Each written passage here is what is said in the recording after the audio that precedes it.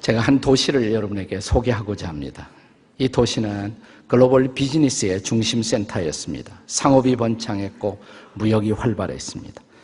이 도시는 아주 좁다란 해협에 위치했지만 그래서 더욱 동과 서를 연결하는 다리 역할을 감당했습니다. 세상의 모든 사치품들이 이 도시를 관통했고 세상의 허영심에 들뜬 모든 상인들을 모으는 요충의 도시였습니다. 아라비아의 향유, 베니게의 대추야자 열매, 리비아의 상아, 바벨론의 주단, 길리기아의 사냥털, 루가오니아의 모직물, 부르기아를 통한 인신매매가 성행하고 있던 도시였습니다. 이 도시에서는 올림픽에 버금가는 스포츠 축제가 정기적으로 개최되었습니다. 당시 세상의 거대한 부가 이 도시에 집중되고 있었고 인구는 날로 급증했습니다. 그러나 그만큼 죄가, 부도덕이 넘치던 도시였습니다. 술, 도박, 포르노, 동성애, 마약이 넘쳐나고 있었고 이 도시의 높은 언덕 사원에서는 사원이라고 하지만 사원을 빙자한 공창으로서 공개적인 성매매가 불야성을 이루고 있었습니다. 이런 도시를 이 도시 사람들은 지상의 낙원이라고 생각했고 그래서 이 천국 같은 이 도시에서 장수를 누리기 위해서 건강식품들을 전 세계에서 수입하여 고가로 거래하고 있었습니다. 그러나 이런 삶을 영위하면서도 불편한 진실은 이 도시인들의 죄책감이 날로 증가하고 있었으며 그리고 피할 수 없는 죽음 앞에서 그들은 불안해하고 있었던 것입니다. 마치 우리 시대의 뉴욕이나 혹은 상해 혹은 동경이나 서울을 연상시키는 도시가 아닐 수가 없었습니다. 이 도시는 1세기의 그리스에 위치한 고린도라는 도시였습니다.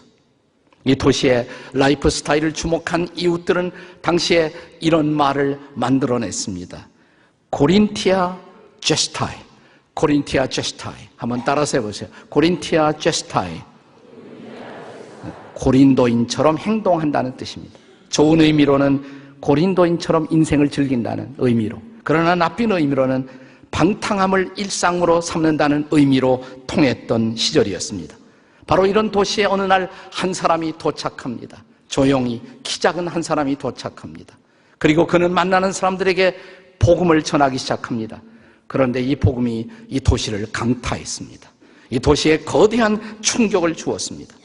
바울은 자기 일생을 통해서 에베소 다음으로 긴 시간 1년 반을 머물며 이 도시에서 복음을 전합니다. 그리고 이 도시는 놀라운 변혁을 경험합니다. 이 도시에 전해진 복음, 이 복음의 정체는 도대체 무엇일까요? 고린도에 전해진 복음의 정체 말입니다. 첫째로 그 복음은 예수만이 죄에서 우리를 구원하신다는 메시지입니다.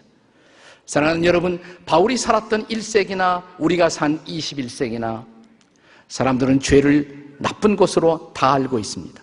죄가 나쁜 것을 알면서도 우리가 죄 속에 빠지는 원인은 도대체 무엇일까요? 딱 한 가지예요. 죄가 동반하는 쾌락이 있거든요. 그 쾌락 때문인 것입니다. 성경은 이 사실을 부인하지 않습니다. 그래서 히브리서 11장 25절에 이런 기록을 남깁니다. 같이 읽겠습니다. 시작. 도리어 하나님의 백성과 함께 고난받기를 잠시 죄악의 낙을 누리는 것보다 더 좋아하고, 죄악의 뭐라 그랬어요? 낙, 쾌락이란 말입니다. 성경은 죄가 쾌락을 동반한다는 사실을 인정합니다. 죄악의 플레저. 그런데 죄악의 낙 앞에 붙어있는 단어 하나를 여러분은 지나쳐서는 안 돼요. 뭐라고 그랬습니까? 어떤 죄악의 낙? 잠시. 그것은 잠시라는 것이에요. 그 잠시의 죄가 지나가면 그것은 죄책감이라는 긴 어두운 터널을 통과하도록 우리를 밀어넣는 것입니다.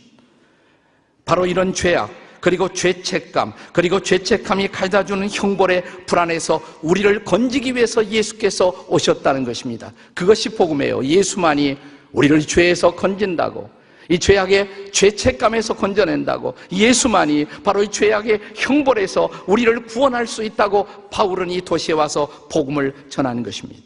1절, 2절의 말씀을 다시 한번 읽겠습니다. 다 같이 읽습니다. 시작. 형제들아, 내가 너희에게 전한 복음을 너희에게 알게 하노니 이는 너희가 받은 것이요 또 그 가운데 선 것이라. 2절에요. 너희가 만일 내가 전한 말을 굳게 지키고 헛되이 믿지 아니하였으면 그로 말미암아 뭘 받으리라? 구원을 받으리라. 복음으로 구원을 받는다는 것입니다. 그렇습니다. 복음만이 우리를 구원합니다. 그리고 이 구원은 철저하게 죄로부터의 구원인 것입니다. 인간 실존의 가장 근본적인 문제는 죄 문제예요. 이 죄 문제가 해결되지 않고는 구원은 없습니다.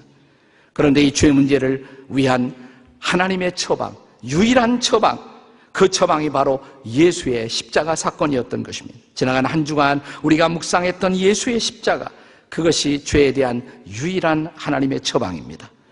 그리고 그 처방은 바로 복음입니다. 3절입니다. 3절을 다시 한번 읽겠습니다. 시작. 내가 받은 것을 먼저 너에게 전하였노니 이는 성경대로 그리스도께서 우리의 죄를 위하여 죽으시고, 그것이 복음이라는 것이에요. 우리를 위해 십자가에 죽으신 예수, 우리의 죄, 우리의 허물을 짊어지고 십자가에서 대신 형벌받으신 예수님, 그것이 복음이라는 것입니다. 자, 그 당시 고린도와 또 고린도에서 멀지 않은 아테네를 포함한 그리스 전체를 지배하고 있었던 두 가지 중요한 철학 사조가 있었어요. 흔히 사람들은 이것을 당시 그리스 철학의 양대 철학이라고 불렀습니다. 이 한 철학의 사조는 에피큐리안, 이렇게 불리워졌습니다. 쾌락주의. 많은 사람들이 쾌락주의에 빠졌습니다.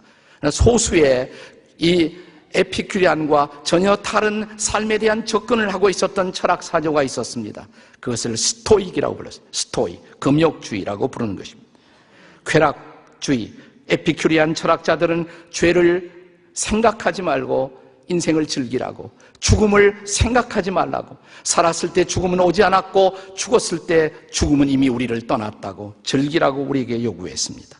하지만 죄 이후에 동반하는 죄책감으로 죄악의 쾌락은 쓰리쓴 고통을 가져다 준다는 사실을 알고 사람들은 서서히 쾌락이 해답이 아닌 것을 알아가고 있었습니다.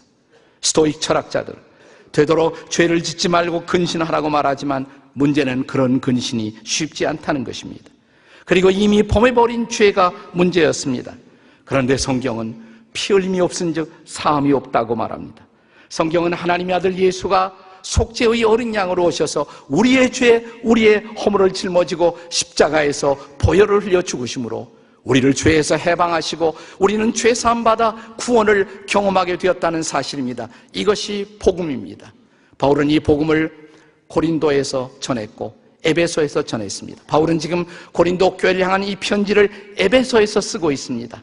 자, 에베소에서 동일한 복음을 확인하면서 바울은 이렇게 기록합니다. 에베소 1장 7절 다 같이 읽겠습니다. 시작. 우리는 그리스도 안에서 그의 은혜의 풍성함을 따라 그의 피로 말미암아 속량 곧 죄사함을 받았니라. 예수의 피만이 우리를 죄에서 구원할 것입니다. 이것이 복음입니다.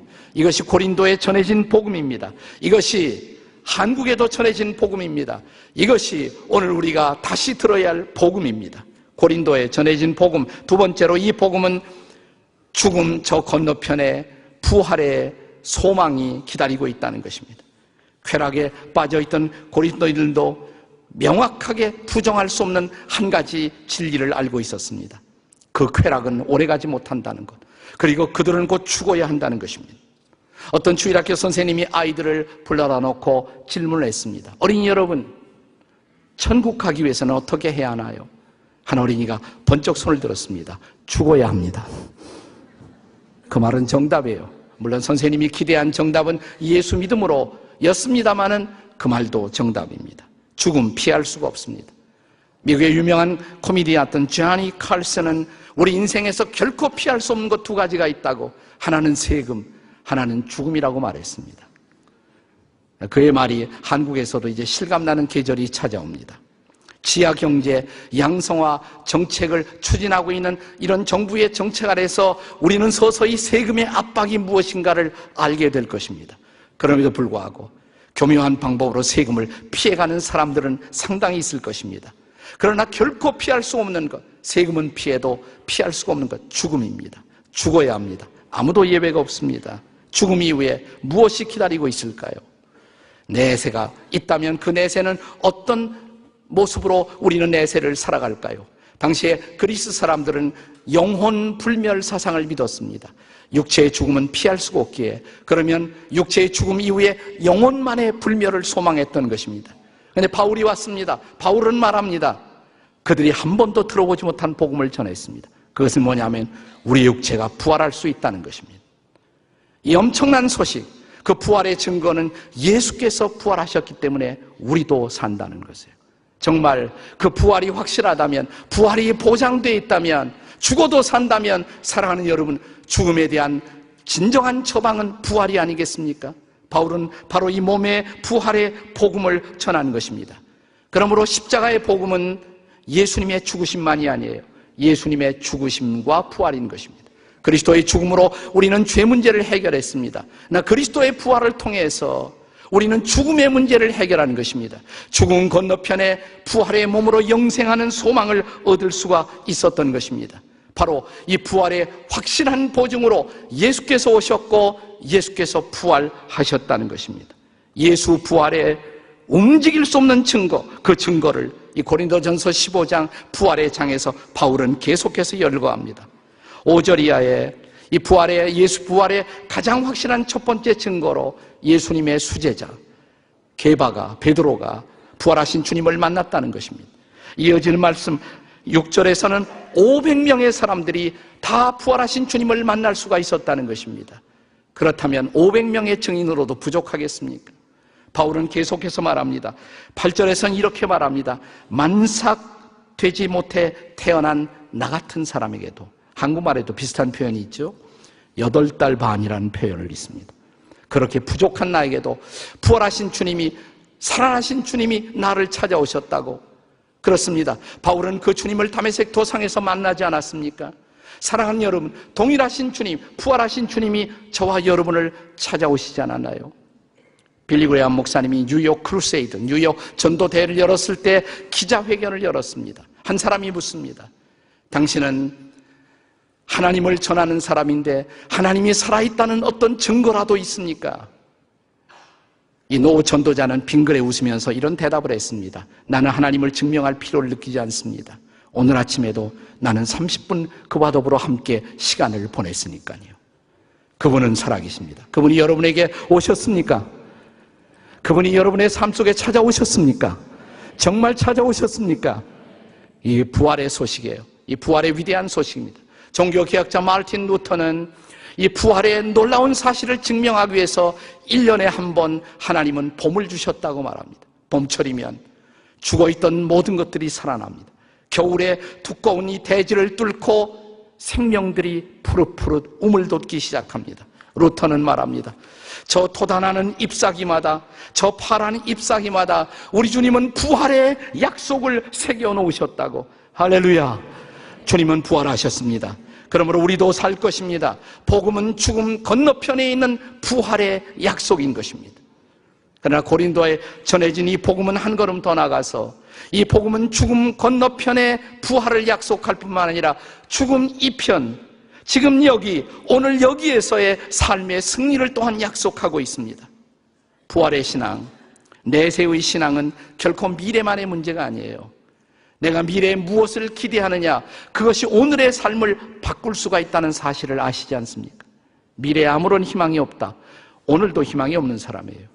미래를 기다리는 사람의 오늘은 다를 수밖에 없습니다. 우리가 내세를 믿는다면, 우리가 부활을 믿는다면 사랑하는 여러분, 이 땅의 삶에 좀 더 초연할 수가 있지 않을까요? 거기 살아계신 주님과 함께 더불어 누리는 삶이 기다리고 있다면 이 땅의 삶 속에 우리는 움츠려들 필요가 없습니다.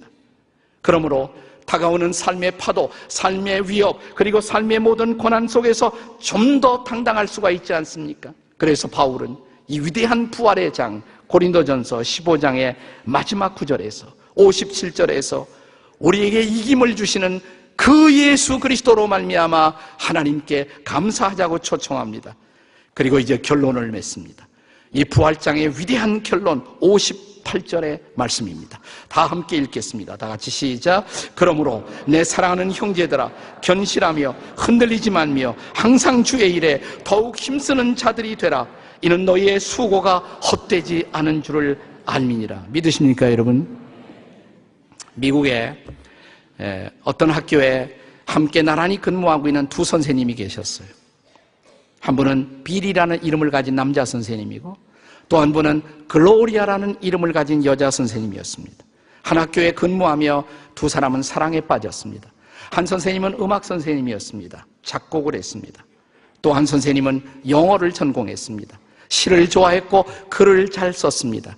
두 사람은 결혼했습니다.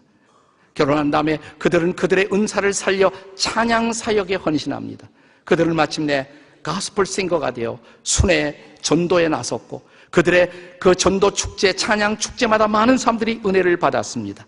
사람들은 그들을 환상의 커플이라고 불렀습니다. 어느 날 이 커플의 인생 가운데 중대한 시련이 찾아옵니다. 남편 빌이 어느 날 고약한 전염병에 걸렸어요. 단의 구충이라는 그런 병에 걸렸습니다. 무력감에 빠져서 아무것도 일을 하지 못하고 손을 놓은 채 몇 달을 집안에서 보냅니다. 그때 마침 아내 글로리아는 세 번째 아이를 임신하고 있었습니다. 가정의 경제도 어려웠고 그리고 그들을 둘러싼 이상한 소문들이 퍼지고 있었고 삶이 회색빛처럼 어두워가던 계절 한 해가 저물어갑니다. 새해를 맞았습니다. 그러나 새해에 아무런 소망을 가질 수가 없었습니다. 우리의 삶은 이렇게 접어야 하나? 절망 속에 빠져있던 어느 날 글로리아가 자기 리빙룸에서 오래간만에 성경을 펼쳤습니다. 말씀을 읽었습니다. 그리고 주신 말씀을 붙들고 무릎을 꿇었습니다. 기도했습니다. 근데 갑자기 누군가 곁에 계신 것 같은 느낌을 받습니다. 아, 주님 살아계시구나. 호련히 그의 마음을 사로잡은 놀라운 생각, 주님 살아계시구나. 여기에 계시구나. 주님이 살아계시다면, 그분이 나와 함께 하신다면 내가 뭘 걱정하나? 한순간 그의 마음속에 고통이 사라집니다. 걱정이 사라집니다. 염려가 사라집니다. 놀라운 평안이 임합니다. 방 안이 환한 빛으로 가득 차 있었습니다. 그녀는 갑자기 연필을 들었습니다. 떠오르는 시상을 통해서 그는 노랫말을 지어가기 시작합니다. 그 노래가 시가 완성된 다음에 그는 남편을 부르기 시작했습니다. 여보, 빌! 하나님이 노래를 주셨어. 당신이 작곡해봐. 바로 그 순간 빌, 글로리아, 게이들 이 부부가 작곡한 불멸의 가스펠 송 하나가 탄생합니다. 그 노래를 여러분이 부르신 거예요. 살아계신 주, 살아계신 주. 이 노래의 후렴, 살아계신 주, 나의 참된 소망, 걱정 근심 전혀 없네. 사랑의 주, 내 갈 길 인도하니 내 삶의 기쁨 늘 충만하네. 근데 이것은 원문의 가사를 잘 살리지 못했어요. 그래서 원문 그대로 제가 후렴을 소개하고 싶어요. Because he lives, 그분이 살아계시기 때문에 I can face tomorrow, 나는 미래를 직면할 수 있네. Because he lives, 그분이 살아계시기 때문에 all fear is gone, 모든 두려움은 사라지고 Because I know he holds the future, 그분이 미래를 붙들고 계심을 내가 알기에 And life is worth the living, 삶은 살만한 가치가 있는 것 Just because he lives, 그분이 살아계시기 때문에. 그분은 살아계십니다. 그분은 살아나셨습니다. 그러므로 우리도 살 것입니다. 그를 붙들고 살아가는 사람 일어날 것입니다. 모든 절망을 이길 것입니다. 그리고 다시 우리는 희망을 붙잡을 것입니다. 이 부활의 소망이 오늘 여러분과 저의 일터에 삶의 장에 임하시기를 주의 이름으로 축복합니다. 해피 이스터. 기도하시겠습니다. 가슴에 손을 얹고 함께 같이 기도하시겠습니다. 삶의 절망과 고통과 불안과 아픔으로 가득 찬 분들 가슴에 손을 얹고 조용히 기도하겠습니다. 자비로우신 아버지 하나님 감사합니다. 주 부활하신 날, 부활의 아름다운 아침, 우리가 주님을 예배하며 주님이 여전히 살아계시고 우리와 함께 하심을 확인합니다. 때로 내 눈에 보이지 않기 때문에 우리가 살아계신 주님을 망각하고 삶의 절망 속에 사로잡히는 순간들이 있었습니다. 오늘 말씀을 통해 다시 살아계신 주님을 바라봅니다. 그리고 우리의 기도를 들으시고 우리에게 다가오시는 주님을 바라봅니다. 주님, 살아계시고 우리와 함께 하시기에 우리의 미래를 향해서 다시 두려움 없이 앞으로 나아갈 것입니다. 오늘 우리를 절망스럽게 만들고 우리를 실망하게 만들고 우리를 좌절하게 만드는 모든 절망의 영들은 우리에게서 떠나갈지어다. 부활의 영이여 임하여 주시옵소서. 우리를 살려주시옵소서. 우리 가정을 살려주시옵소서. 우리 민족을 살려주시옵소서. 한국교회를 살려주시옵소서.